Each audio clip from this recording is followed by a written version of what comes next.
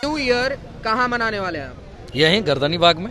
देखिए, हर माता पिता चाहते हैं कि हमारे बच्चे पढ़ लिख करके एक अच्छा ऑफिसर बने, और इसीलिए हम लोग मेहनत भी करते हैं, अपने घर परिवार को छोड़ करके पटना में रहते हैं। और जब हम परीक्षा भी देते हैं उसमें भी अगर धांधली हो, साफ़ सुथरी एग्ज़ाम की प्रणाली व्यवस्था नहीं हो, तो फिर एग्ज़ाम देने से और इस व्यवस्था में जीने से अच्छा है मर जाना कबूल है। नीतीश बाबू को अपने राजमहल से निकलने का समय नहीं है। उनको अपने आँख के इलाज के लिए दिल्ली जाना है, दिल्ली से आ करके उसी राजभवन में बैठ जाना है। और नीतीश कुमार जी इस ठंड में छात्रों को छोड़ के अपना आँख का इलाज कराने दिल्ली गए हुए हैं, उसके लिए उनको समय है। छात्रों की मांग 14 दिन से हम लोग बैठे हुए हैं, कोई सुनने वाला नहीं है ना। यही इनको बॉर्डरों के लिए चाहिए जवान, राजनीति में बैठेंगे बूढ़े। ठीक है, जितने भी सबके पेरेंट्स सब परेशान हो रहे हैं कि हमारा बच्चा आखिर किन स्थितियों में रह रहा है, यहाँ पर किस प्रकार से जो है अनहाइजीनिक चीज़ें हैं, ठीक है, बदबू आ रही है थोड़ी सी। नमस्कार, मैं अभिषेक आनंद और आप देख रहे हैं न्यूज़ फॉर नेशन। सबसे पहले हम आपको मौसम के बारे में बता दें। इस बार जो सर्दी का मौसम आया है उसमें सबसे ज़्यादा ठंड आज के दिन है, और बीपीएससी अभ्यर्थियों का आज जो उन मांगों के लिए आंदोलन कर रहे हैं पटना गर्दनी बाग धरना स्थल में पिछले 14 दिन से बैठे हुए हैं, सबसे ज़्यादा ठंड आज है। और हम बता दें आपको कि आज के दिन की सिर्फ ये बड़ी बात नहीं है, आज साल का आखिरी दिन है। कल साल का 2025 का पहला दिन होगा, और यहाँ पे जो तमाम विद्यार्थी बैठे हुए हैं अपने मांगों को लेकर डटे हुए हैं, इनको इस बात की फिक्र है या डेट याद नहीं है। हम आपको बता दें, किसी भी घर में उनके पेरेंट्स होते हैं, गार्जियन होते हैं, उनको नए साल के मौके पे अगर दूर भी होते हैं तो चाहते हैं कि वो उनके घर पे आ जाएं और घर वालों के साथ रह के सेलिब्रेट करें न्यू ईयर। लेकिन देखिए, तमाम बीपीएससी अभ्यर्थी अभी भी यहीं पे मौजूद हैं और अपने मांगों को लेके ये भूल चुके हैं कि नव वर्ष आने वाला है, क्योंकि ये अपने फ्यूचर के लिए लड़ रहे हैं।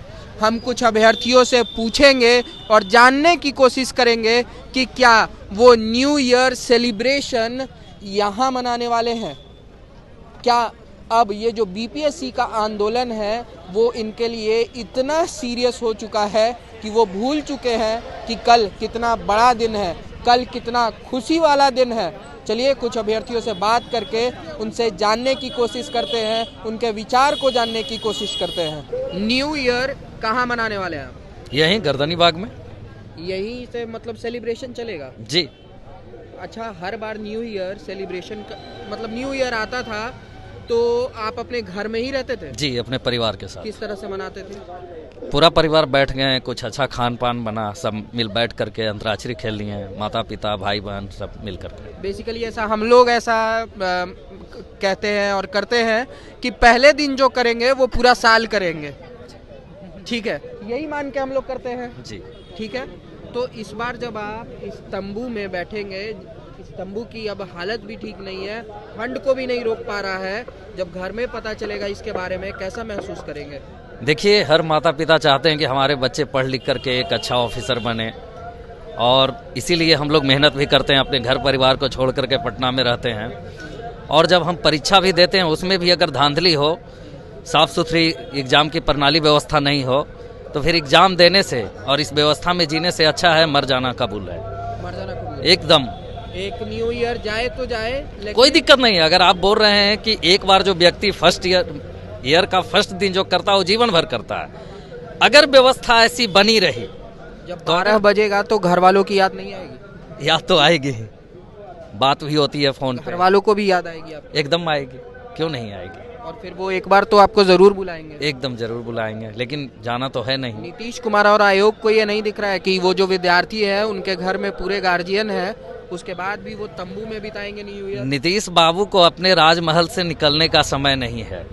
उनको अपने आँख के इलाज के लिए दिल्ली जाना है, दिल्ली से आ करके उसी राजभवन में बैठ जाना है, एक कंबल ले लेना है और प्रेम से इन बच्चों के ऊपर जो लाठीचार्ज हो रहा है, हमारे जो साथी आए हुए हैं उनके ऊपर पानी का बौछार हो रहा है, उनका आनंद लेना है टीवी पर देख करके।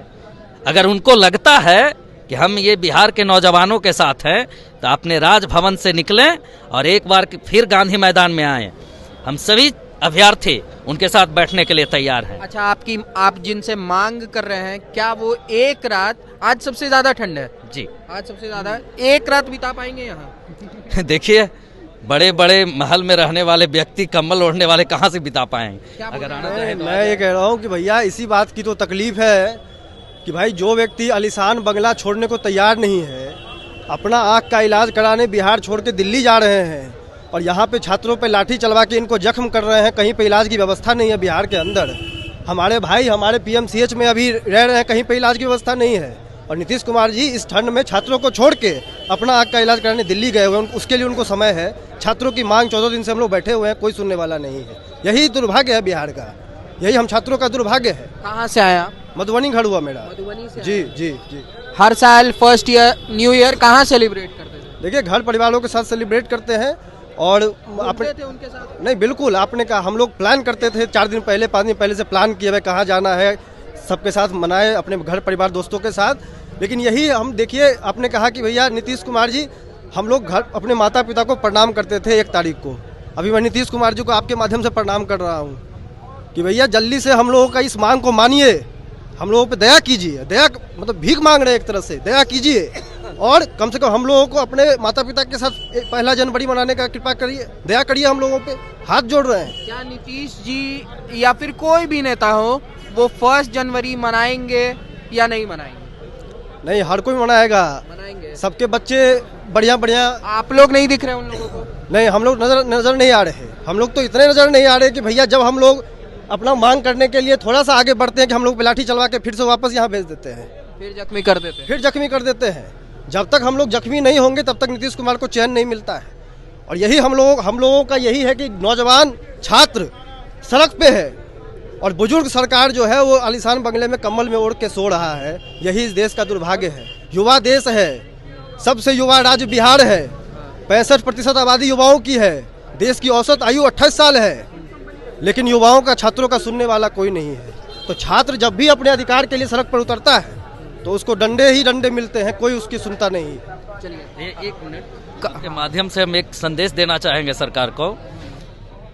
जिस बिहार की और जिस देश की बात करते हैं कि युवाओं का देश है, तो हर पार्टी को एक लिखित में यह आदेश पारित कर देना चाहिए कि 33% सीट रिजर्व होगा। लोकसभा, विधानसभा, राज्यसभा, हर जगह के युवा चेहरे ही बैठेंगे, लेकिन ऐसा कोई नहीं करेगा।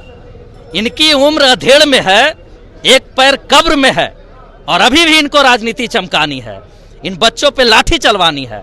अगर इनके अंदर इतना ही दम है, एक बार बाहर निकल के आए। नेता सब तो इस पे बयान दे देंगे कि उन लोग को तपने दीजिए, जब लोहा आग में तपता है तभी निखरता है। तो ऐसा तपा रहे हैं कि डंडा मार मार के तपा रहे हैं, ठंड में पानी का बौछार करके करवा रहे हैं। अगर आपको तपवाना है तो आइए फील्ड में, जिस फील्ड में आप आना चाहते हैं आइए। और एक चीज, हर तरीके से ज्ञान के मामले में है, ज्ञान से टकरा लीजिए, हाथ से पंजा लड़ाना है, पंजा लड़ा के टकरा लीजिए। जिस तरीके से टकराना है हम टकराने के लिए तैयार हैं। हम जो नेता ये बयान दे रहे हैं, छात्रों को तपा रहे हैं, भैया उनसे मेरा आग्रह है कि एक बार जरा अपने बच्चे को तपा दीजिए, यहाँ पर भेज के अपने बच्चे को भेजकर तपाइए, उनका भी भविष्य बनना चाहिए। देखिए एक कमेंट करना चाहूँगा। बात ऐसी है ना, इनको बॉर्डरों के लिए चाहिए जवान, राजनीति में बैठेंगे बूढ़े। लॉजिक है ना बात की। मतलब बॉर्डर से चाहिए तो जवान ले आओ भैया, अग्निवीर ले आओ, 17, 18, 19 साल में भर्ती कर दो, ठीक है। तब सब उनको तपाना नहीं है। सबसे ज्यादा तपे तो ये लोग तब सियाचिन में नहीं भेजना है। पर राजनीति में कहाँ से आया? मैं बेगूसराय से आया हूँ। बेगूसराय से। न्यू ईयर कहाँ सेलिब्रेट करते हैं? यही करना है अब तो। हर साल कहाँ करते थे? वैसे मैं उतना मनाता नहीं हूँ, नॉर्मली घर में रहता था। नॉर्मली रहते हैं। कम से कम उस दिन खुशी का माहौल रहता है। हाँ, एक लाइफ का नया चैप्टर शुरू हो रहा है। घर से कॉल आया न्यू ईयर सेलिब्रेट करने के लिए, घर में बुलाया गया आपको? हाँ बिल्कुल, कॉल्स तो आते ही रहते हैं कि कहाँ पर है। पेरेंट्स को तो फिक्र होती ही है।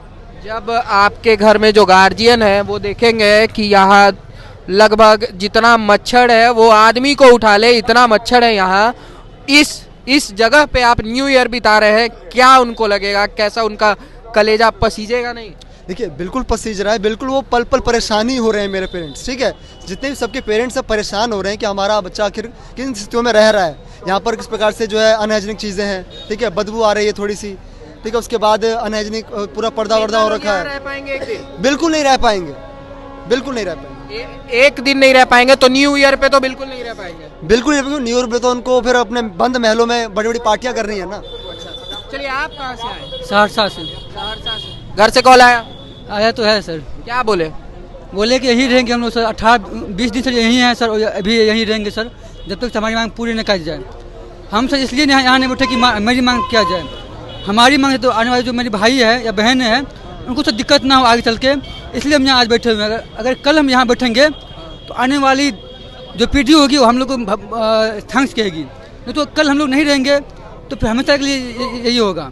क्या लग रहा है कि मतलब एक न्यू ईयर पहला तारीख हम लोग त्याग दे तो वो उम्मीद बचा हुआ है कि री एग्जामिनेशन सबके लिए हो जाएगा? बिल्कुल सही बात है सर, कि कल अगर हम लोग बैठे रहेंगे तो सर पूरे भर सर हम लोग खुशीपूर्वक सर पढ़ेंगे सर।